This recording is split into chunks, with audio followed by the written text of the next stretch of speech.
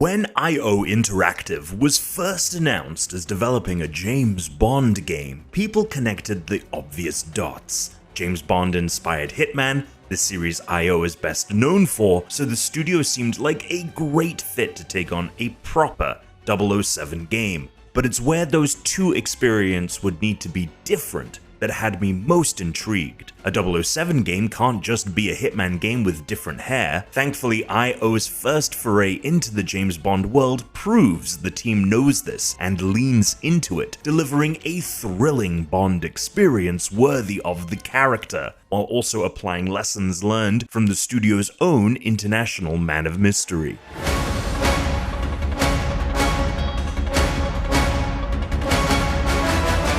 While it isn't the first Bond game to tell an original story, 007 First Light is IO's very own take on Ian Fleming's iconic spy himself. With a new leading man in Patrick Gibson, and a story that takes Bond back to the age of 26 when he's still serving in the military sans any ties to MI6, it's a natural on-ramp for people who may not be familiar with Bond, or who have been waiting since 2021's No Time to Die for the next reboot. This is a fresh start, and the team makes it their own. In First Light, the Bond we meet is younger than ever, and this invites a more stubborn, mistake-prone version of the character, whom I quickly found myself interested in. Recruited to MI6's soon-to-be rebooted 00 program, Bond can't catch a break, making enemies of his fellow recruits and his irritable supervisor John Greenway, played by The Walking Dead's Lenny James, who shines in his newfound role in the Bond universe. In the movies, I loved how Daniel Craig's take on the hero often saw him receive his fair share of beatings. I strongly prefer that to an untouchable good guy who can do no wrong. That aspect of Bond feels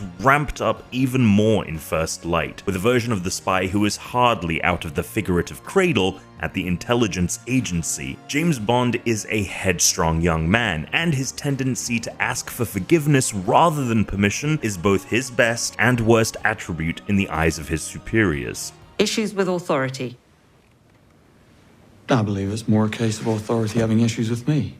Before long, Bond is on assignment, using his tricks of social engineering and stealth to infiltrate a lavish hotel, where the agency believes a disgruntled ex-00 agent is plotting something. While this plot thread initially sounds a bit too much like Skyfall, it quickly finds its own path forward, eventually erasing my concerns that the 20-hour story would lean too much on things I've already seen. It's also during this early mission that First Light starts to reveal its familial ties to Hitman, so to speak. Like IO's flagship game, you'll be dropped into a massive gala full of NPCs, some of whom are guardians of certain areas of the hotel. And like IO's bold assassin, Bond will need to trick, sneak past, or otherwise dispatch the security to get where he needs to be. While the game rightly doesn't have the same level of dark humor as Hitman, many of the ways you'll move about the world feel plucked right out of it. You can distract guards, then sneak from cover to cover when they look away, shimmy across handholds and pipes outside the building, eavesdrop on conversations to get crucial information, and lie to people to get what you need, be it a keycard,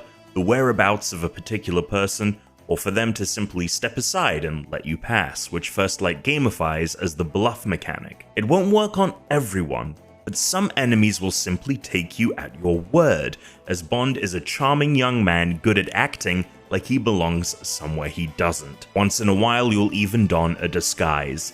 In these moments, First Light and Hitman share a lot in common. When things break down, maybe your cover has been blown or you were spotted by enemies who don't fall for your charms, the game's very best attribute kicks into high gear. Combat in First Light is incredibly fun, especially the melee combat. Some of its systems are tried and true, like enemy attacks that must be blocked or dodged with good timing, but the things First Light does best are those that feel the most Bond-like. Weaving in and out of combos against a group of enemies looks and feels awesome, whether you're perfectly nailing every hit and dodging every attack, or you're just scraping by in fistfights that feel like trying to win an eye-gouging contest.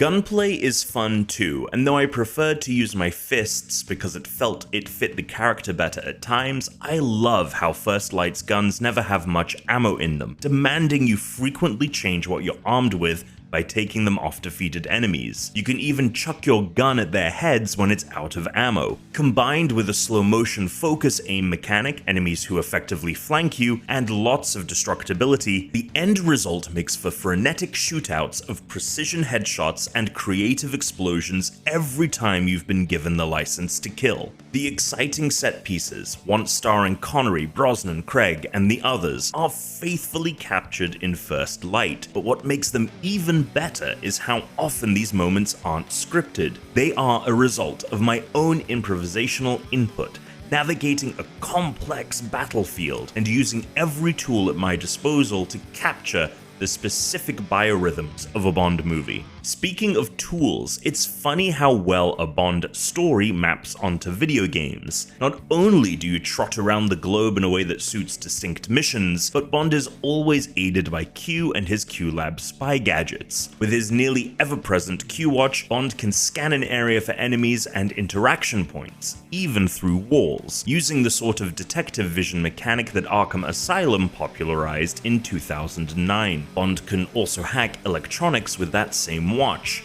He can make people feel queasy and move them off their spot using a fake phone that shoots poison darts, and he can blow stuff up with a fake pen, among several other gadgets at his disposal. On many missions, you'll pick which two or more of these you want, leaving you with many answers to the same question: how to get from A to B when the space between is littered with villains. I found it hard to pick which gadgets I wanted on any mission because they all had their uses. It was very common for me to get into a mission, thankful I had a particular gadget, but also longing for another I had left behind, depending on the situation. These gadgets ensure the spirit of the Bond character is alive, and the game is rich with other true-to-form touches, like a well-rounded cast of characters, such as MI6 boss M, workplace ally Moneypenny, and a memorable villain whose quest is an interesting dark reflection of Bond himself. He's also the type of bad guy who feels plucked right out of the headlines. A Bond story is essentially a superhero story, but the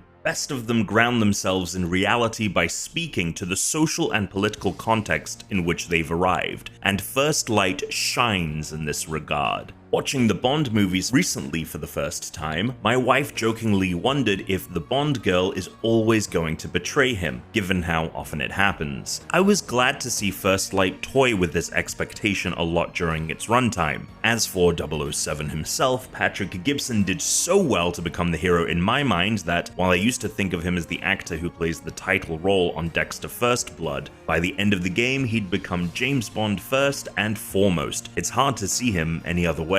Of all the boxes IO had to check to make First Light feel authentic, the only area where the team noticeably falters is driving sections. It's not really a Bond story without some car chases, and though First Light uses several different vehicles in several different ways, most of them feel like you're rather rigidly barreling down something close to a straight line. Nearly feeling on rails, these flashy scenes of Aston Martins and speedboats still look and sound cool, but they're best for moving Bond from one shootout to another, while the driving sections themselves don't add much. Another issue that stems from telling a 20-hour Bond story is that you, perhaps necessarily, lose some of the supreme pacing the best of the movies have to offer. I enjoyed seeing Bond in his MI6-provided apartment with other recruits. That felt like the sort of downtime a movie wouldn't allow for, which managed to add layers to these new versions of old characters. But there are a couple of other sections later where you're meant to solve puzzles, usually involving locked doors,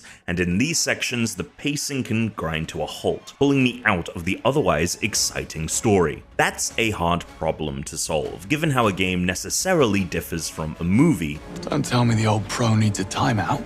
Tactical pause.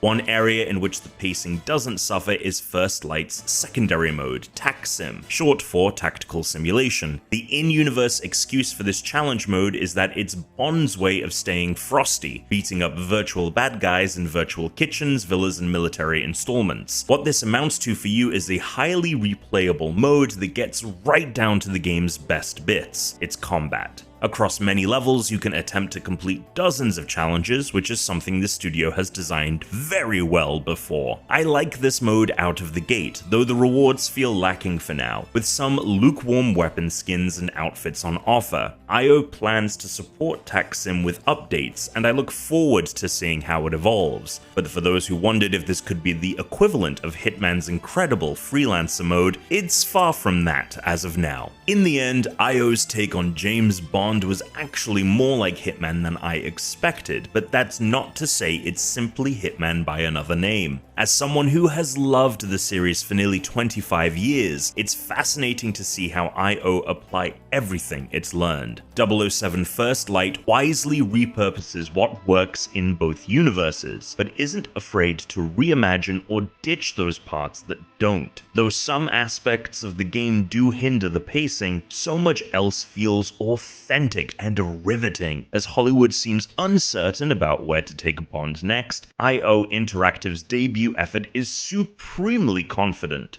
James Bond will return, the movies always like to say. If and when IO's Bond returns, it'll have a great first act to follow.